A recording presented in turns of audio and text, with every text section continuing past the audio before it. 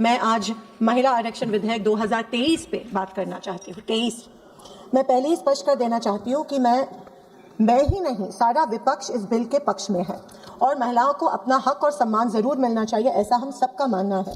लोकतंत्र के इस मंदिर में महिलाओं को आरक्षण मिलना ही चाहिए और इसीलिए हम 2023 में इस विधेयक को पारित कराने के पक्ष में हैं। 2023 से हम ही थे जो ये विधेयक जल्द से जल्द लागू हो, इसके लिए आग्रही थे।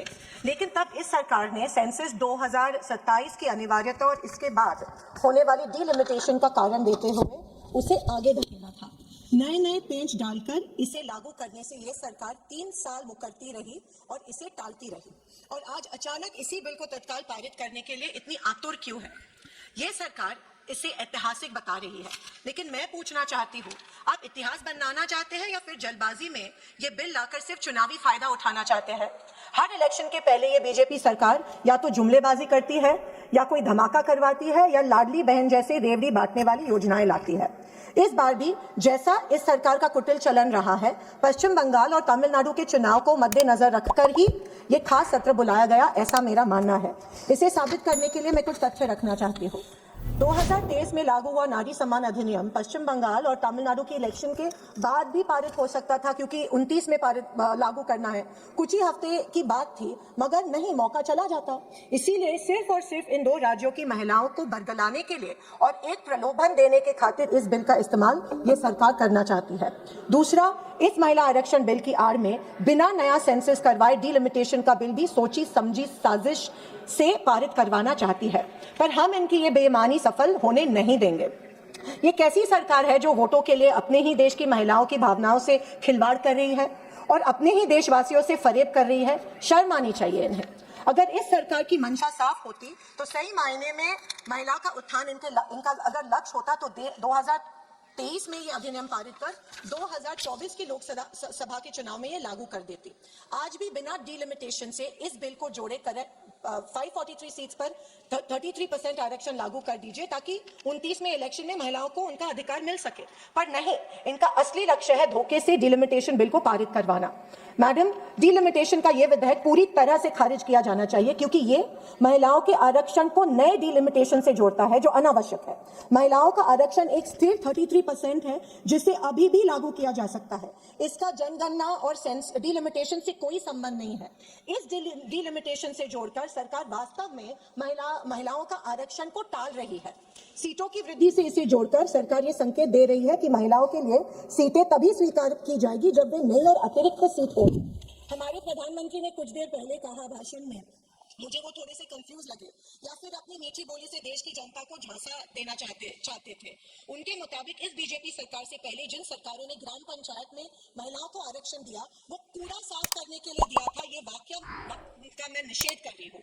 और दूसरे पल खुद कहते हैं कि वो आरक्षण मिलने से अब महिलाएं पॉलिटिकली जागरूक हो जाएगी, आगे छलांग लगाना चाहती है। अरे सर, आखिर कहना क्या चाहते हैं कि दिया वो आरक्षण सही था या नहीं? दूसरा, इन्होंने तंज कसा कि हमारी कांग्रेस सरकार ने ग्राम पंचायत में महिला आरक्षण निचले स्तर पर दिया ताकि प्रस्थापित नेताओं की कुर्सी को धोखा ना हो। तो जनाब, मैं उनको पूछना चाहती हूँ कि आपने जब 50% इंक्रीज डिलिमिटेशन से रैंडम 50% जो सीटें बढ़ाई, उसमें ही महिला आरक्षण की सीट्स निपटा रहे हैं और अपने अन्य साथियों की सीट्स आप सेव कर रहे हैं। खैर, एक इंसान दुविधा मनस्थिति में तभी होता है जब वो सत्य को छोड़कर बात करता है, बहकाने वाली बातें करता है। और तो और, जब माननीय गृह मंत्री आंकड़ेवारी दे रहे थे, तब उन्होंने सिर्फ सदर्न स्टेट्स की आंकड़ेवारी दी, लेकिन नॉर्दर्न स्टेट्स की आंकड़ेवारी नहीं दी, क्योंकि उनको पता था कि उनकी साजिश पकड़ी जाती। सभापति महोदया, महिलाओं के आरक्षण के 334A के अनुच्छेद डिलिमिटेशन से और भी अधिक सख्ती से जोड़ता है, जितना कि 2023 का नारी शक्ति वंदन अधिनियम करता है। प्रस्तावित 334A2 कहता है कि महिलाओं का आरक्षण 15 वर्ष के बाद समाप्त हो जाएगा, जब तक कि संसद इसे बढ़ाने का निर्णय न ले। क्यों? महिलाओं का आरक्षण स्थायी होना चाहिए। यही नहीं, ये बीजेपी सरकार अफरा तफरी में लाए इस संशोधन द्वारा संविधान को कमजोर करने का घिनौना षड्यंत्र रच रही है। अगर ये पारित हो जाता तो डिलिमिटेशन के सारे फैसले डिलिमिटेशन कमीशन करेगा, जो इस आयोग का गठन गौरतलब से है, यही सरकार करेगी। इस एक कदम से डिलिमिटेशन मामले में संविधान संशोधन जरूरी रहेगा और ना ही विपक्ष। मैडम, मैं ये समझती हूं कि डिलिमिटेशन की प्रक्रिया को बिना मौलिक, व्यवहारिक और गुणात्मक अवलोकन के लागू करवाने के भारत की एकता और अखंडता को खतरा पैदा हो सकता है। वोटों के लिए दुश्मन देशों पर सर्जिकल स्ट्राइक तो फिर भी मैं समझ सकती हूँ, ठीक है, पर यह तो वोटों के लिए अपने ही देश में सर्जिकल स्ट्राइक साबित हो सकता है। इसका थोड़ा एहसास रखना चाहिए। सभी राज्यों में लोकसभा की सीटों में रैंडमली 50% बढ़ोतरी करना चाहती है। सरकार की इस मनमानी वाले फैसलों से दक्षिण और छोटे राज्यों का लोकसभा में महत्व ना के बराबर रह जाएगा। बिना सेंसस और बिना सर्वदलीय विचार विनिमय डिलिमिटेशन का यह फैसला भारत के फेडरल स्ट्रक्चर पर बहुत बड़ा आघात हो सकता है, क्योंकि गिने चुने 3 या 4 बड़े राज्यों जहाँ पे इनकी सरकार है उनको फायदा हो सकता है और यहाँ पे सत्ता हासिल करना और आसान हो जाएगा। इसका परिणाम स्वरूप छोटे राज्यों में डिटैचमेंट की धारणा बढ़ेगी और ये राज्य सेंट्रल फंड्स और स्कीम से दुर्लक्षित रह जाएंगे। बीजेपी की ये सरकार हर कदम पर संविधान को कमजोर बनाकर सत्ता से सारे सूत्र अपने हाथ में रखना चाहती है। लोकहित और इस देश की प्रजा और प्रजातंत्र से इन्हें कोई सरोकार नहीं है। इसीलिए इस सरकार से एक लोक प्रतिनिधि होने के हैसियत से ये गुजारिश कर रही हूँ कि डिलिमिटेशन जैसा जटिल फैसले को लाने से पहले सर्वपक्षीय चर्चा और विचार विनिमय होना चाहिए। और एक नारी होने के नाते सरकार को सचेत करना चाहूंगी कि आप अपने मतलब के लिए कृपया करके महिलाओं का इस्तेमाल करना बंद करें।